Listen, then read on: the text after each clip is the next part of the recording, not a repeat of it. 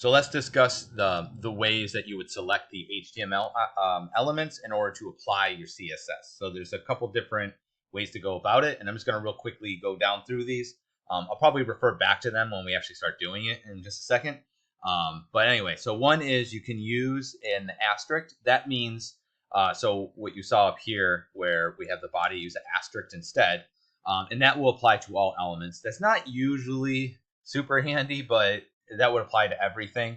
You can also do it by type. So I could select H1 and all H1 elements, whatever CSS I put into that, it will apply to all of them. Or by P, UL, you name it, any element, you can select it by just typing the type, basically the tag name.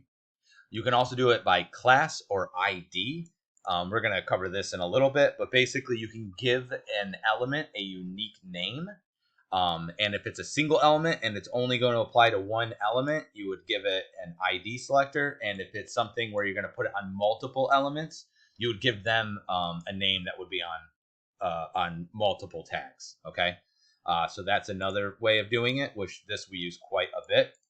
You can do it by child selector. It just means that if you do this symbol afterwards, it will grab the A element inside the LI element, right? The direct child of it. You can also do descendant selector, which means it'll select all the elements that are underneath that element. Adjacent, it'll just select the next element after the specified element. And you can do by siblings. The only thing I would say is a lot of times these, you kind of have to play around with them and see how well they work. Most of the time I just rely on doing these three here, because these are a little bit easier to be more specific and know that that's what you're going to do. The other thing I want to discuss is CSS theory. Doink. Okay. So CSS theory is basically just a list of rules that tell you how CSS works. Okay. So first off is cascade theory, right? So remember, it's cascade style sheets. Basically, last rule has precedence. So if you have if I have an H1 and I write, color black, and then later on I write H1 color red, whatever one's the last one that's written will be the one that takes over. It'll just override the previous one. It also means that it's also based off of the what type you're using. So first off, browser defaults are what's going to format the style of your elements. Then external is red. So whatever external sheet you have will be red. Then it'll be the embedded internal, which is what we're doing today. That will supersede an external sheet. And then lastly, it will be inline. So if something's written inline, that will override anything from before it, because this is the order in which the CSS is read. Inheritance theory just means that an element can be affected by more than one rule. So I could have like a div, and I apply, a color to it, and then I could have another rule for divs, and that can also affect it, where I do a background color, and so both will affect it. It doesn't have to.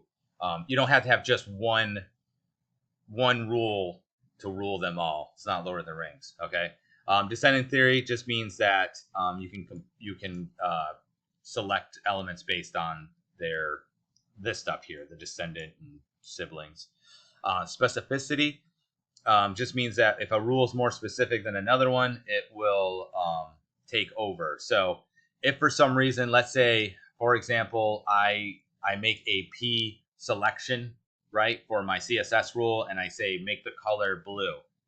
If I also do an ID for that specific, like one paragraph has an ID attached to it, and then I make that one red, this one will override this one because this is more specific about it. So the more specific the rule, the more that it will supersede another one. I have not generally had very good luck with this, but another thing you could do if you find the CSS rule is not working, you can add this thing that's got a exclamation point and then important afterwards, after the property value, and it will try to make it override any other rule that's there.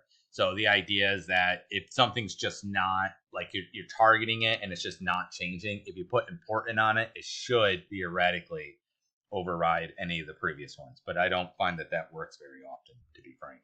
So good luck with that one.